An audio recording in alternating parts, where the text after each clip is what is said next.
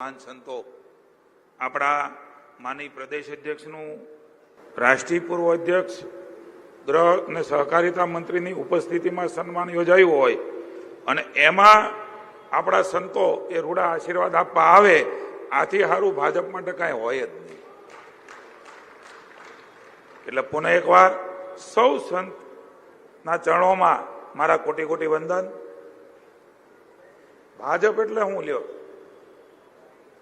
આપણા સિનિયર ભારત સરકારના મંત્રી, પૂર્વ મહામંત્રી, સિનિયર આગેવાન, અને એ મને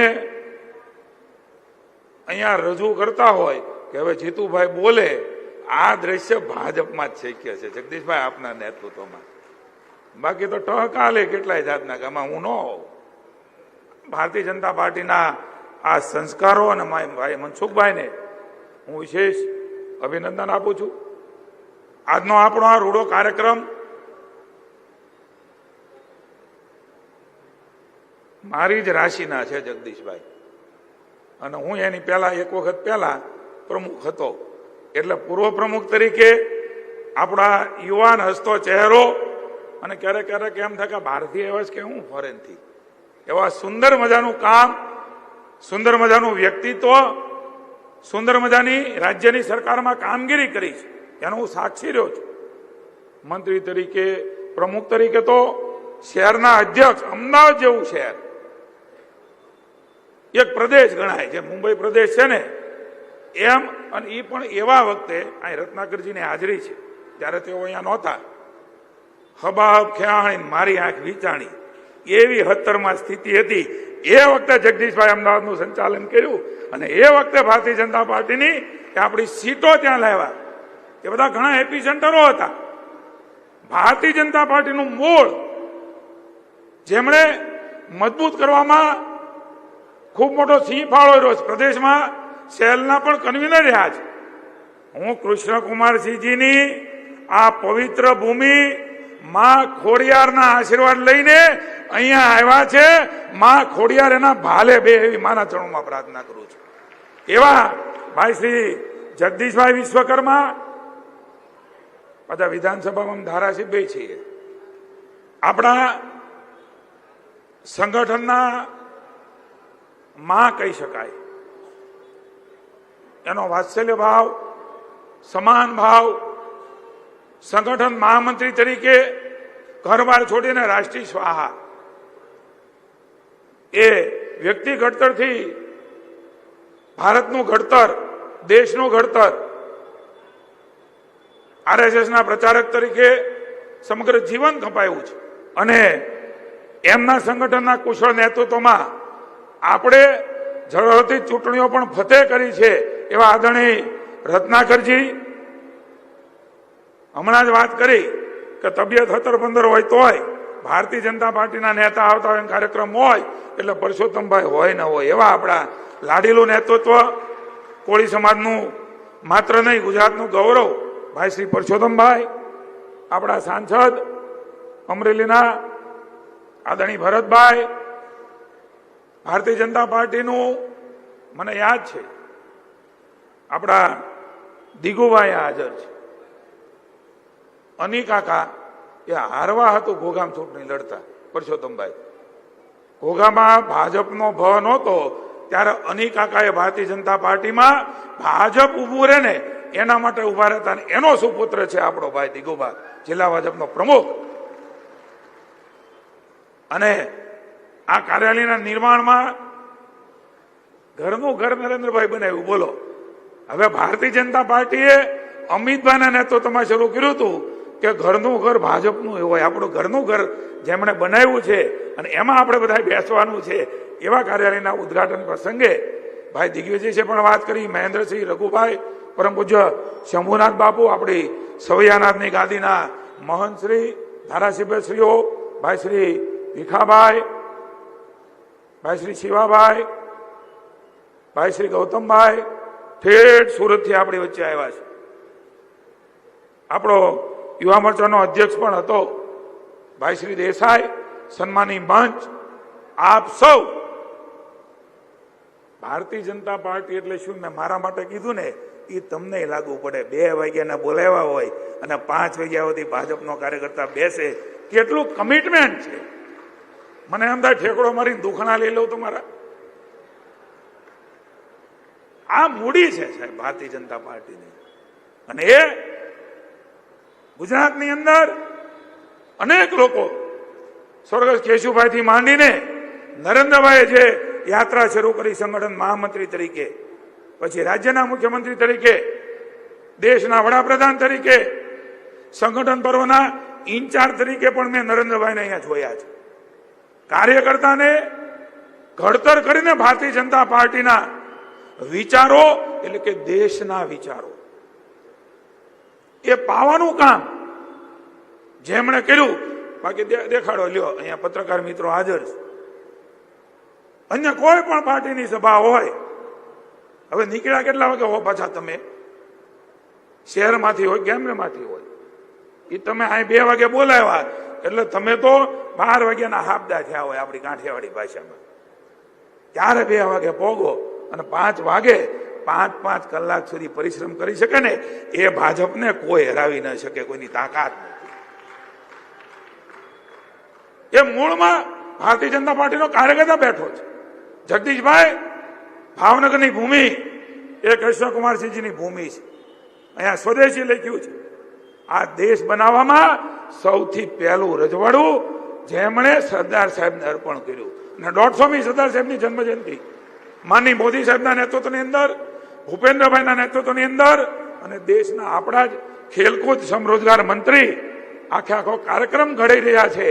એવા મનસુખભાઈના માર્ગદર્શન નીચે સરદાર સાહેબની 150મી જન્મજયંતિ આ પવિત્ર કૃષ્ણકુમારસિંહજીની ધરા. તમે કહો તો કહું, બોલો કહું? હા તો પાડો ભલામણ, આ ડોકા હલાવો.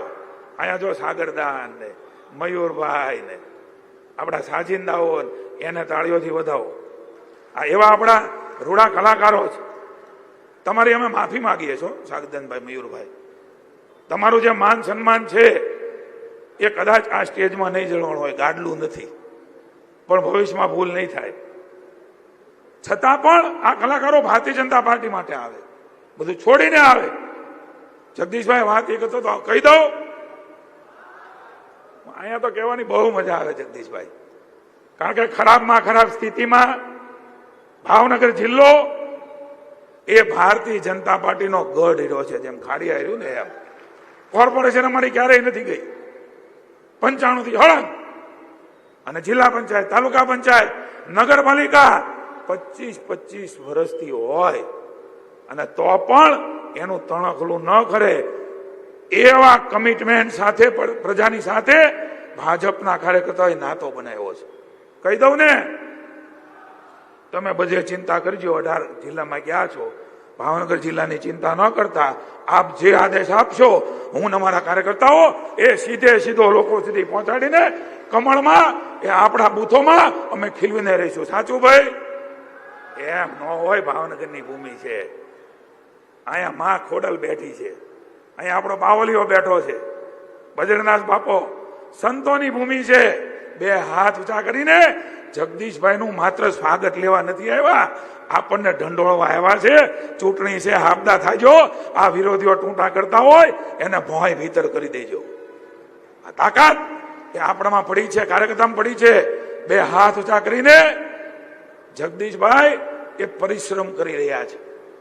18મો જિલ્લો, વિચાર કરો. હજી તો આપણે એમ થાય કાલ બન્યા છે, માંડ 2 મહિના થયા છે,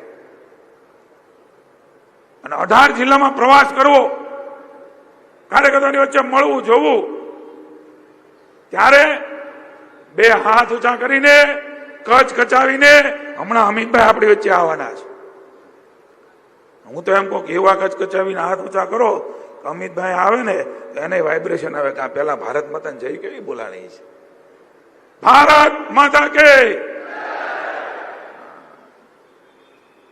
કોઈ બાજુમાં બેઠા હોય અને કદાચ હાથ ઊંચા ન કર્યા હોય તો અત્યારે હું કઉ છું બાજુવાળાને હમ પડખેવાળા કોણી મારજો, અને એના હમ લાગવું પડે આપણને. બધા પ્રેમથી આપણી મા ભારતી, જેના માટે નરેન્દ્રભાઈ, જેના માટે અમિતભાઈ દિવસ રાત એક કરી રહ્યા છે. નડ્ડાજી, અહીંયા ભૂપેન્દ્રભાઈ, જગદીશભાઈ, એવો જયઘોષ કરીએ, જગદીશભાઈને વિશ્વાસ અપાવીએ કે જગદીશભાઈ તમે ભાવનગરની હામું નહીં જોતા, એનો અર્થ એવો નહીં, માર્ગદર્શન આપજો, પણ અમે પરિશ્રમ કરીને પરિણામ લાવીશું.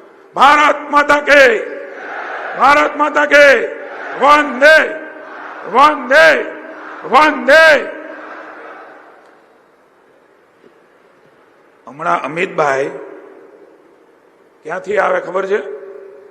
ક્યાંથી આવે છે? ક્યાંથી? ક્રાંતિકારીની ધરતીમાંથી આવે છે. અને જેના રજવાડા હતા એ દઈ દીધા એવી ધરતીમાં આવે છે. બિહારમાં આમ થઈ જશે. બિહાર તો બહુ ખરાબ રાજ્ય છે. મોદીને ન ખબર પડે, તમને ખબર પડે. લ્યો દીધું ઓહરું, હો તીર ઓહરું. એને શું ખબર પડે બિહારમાં કેવા કેવા લોકો છે? હવે બિહાર હોય, ગુજરાત હોય કે ભારતના અન્ય રાજ્યો હોય, કેન્દ્ર શાસિત પ્રદેશ હોય, હવે પ્રજાને ખબર પડે છે કે નરેન્દ્ર મોદી એક જ વિકાસ કરી શકે છે. એટલે પ્રજાને ખબર પડે છે કે અમારે હારે રહેવાનું. હા હા હા, હત્યાવીનું કહી દઉં સાહેબ, 100% પરિણામ ગુજરાતનું, ભાવનગરનું. હવે એ બિહારની ધરતી ઉપરથી મેં કહ્યું હતું જગદીશભાઈ છે ને હારા પગલાના છે.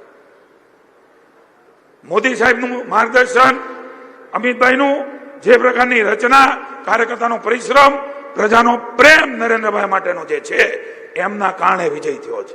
એક માણસ ક્યાં સુધી જઈ શકે પરિશ્રમ કરીને, કેવી રીતે વિશ્વાસ જીતી શકે? એટલે મેં કીધું તું રત્નાકરજી ત્યારે નહોતા કે પગલા તો બરાબર છે હો. 27 નો પાયો એ બિહારથી ગુજરાત માટેનો નખાઈ ચૂક્યો છે. અમિતભાઈ આપણી વચ્ચે લઈને આવી રહ્યા છે. મિત્રો, આપ સૌને, બૂથમાંથી આવેલા કાર્યકર્તાઓ, શુભેચ્છકો, હું સંપૂર્ણ ભરોસો આપું છું. ભાજપના કાર્યકર્તાઓએ, ભાજપની સરકારે ક્યારેય કશું ખોટું કર્યું નથી. કોઈ આલ્યા માલ્યા જમાલ્યા વાત કરે, કોઈ જગ્યાએ એની જગ્યાએ કોઈ પોસ્ટું મૂકે, એનાથી ભાજપનો કાર્યકર્તા વિચલિત ન થાય. આવા તો અનેક આવીને અનેક ગયા, પણ ભાજપ અડીખમ છે. કારણ કે ભારતીય જનતા પાર્ટી દેશ માટે લડે છે, દેશ હિત માટે લડે છે. દેશની જનતાને હજી વિકાસ નથી પહોંચ્યો, મુશ્કેલી છે, એમને મુખ્ય પ્રવાહમાં ભેળવવા માટે લડે છે. અહીંથી મનસુખભાઈ ઉલ્લેખ કર્યો, ભૂતકાળમાં પણ ખેડૂતોની સરકાર હતી, આજે પણ છે. વિવેકપૂર્વક કહું છું, આપ્યું છે એ ઉપકાર નથી, ભાવ છે. બેઠો કરવાનો એ સંયોગ છે. 15,000 ની ખરીદી, 10,000 કરોડ રૂપિયાનું પેકેજ, 1100 કરોડનું વાવ થરાદનું પેકેજ. મિત્રો, કલ્પના ન કરી શકે. ખેડૂતને મુશ્કેલી પડી છે, એની પડખે ભાજપની સરકાર ઉભી છે. 7 દિવસની અંદર ઠરાવ થાય ને એવું લગભગ ભારતમાં નહીં હોય.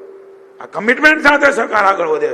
પછી અમને ખબર છે હો, ઘણા એમ કે તમને ખબર છે, ખેડૂતોથી ચૂંટાણા છો.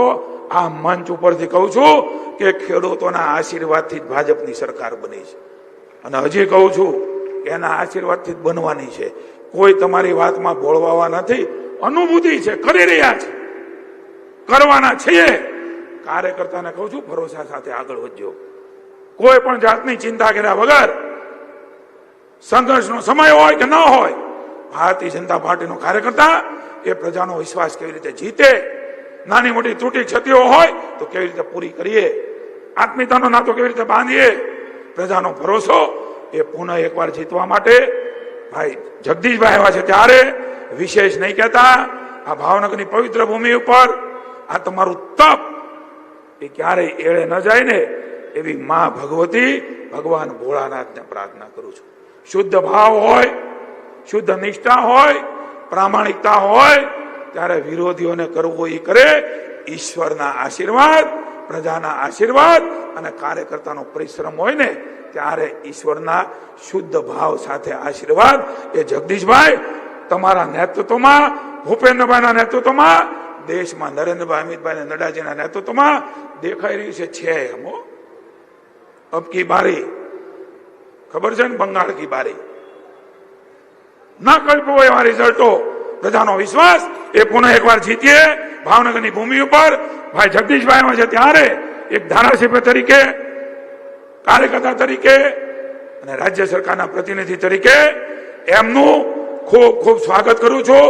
અને એ જે આદેશ કરશે એ વાળવાનું કામ કહેશે ને તો પણ ભાજપના કાર્યકર્તા તરીકે મારી જવાબદારી છે એ સાવણી લઈને પણ નીકળશું. આ કમિટમેન્ટ સાથે આપણે સૌ પુનઃ એકવાર જગદીશભાઈને તાળીઓના ગડગડાટથી ભારત માતાના જય ઘોષથી વધાવીએ. ભારત માતા કી જય, વંદે માતરમ, જય જય ગરી ગુજરાત, જય ભાવનગર.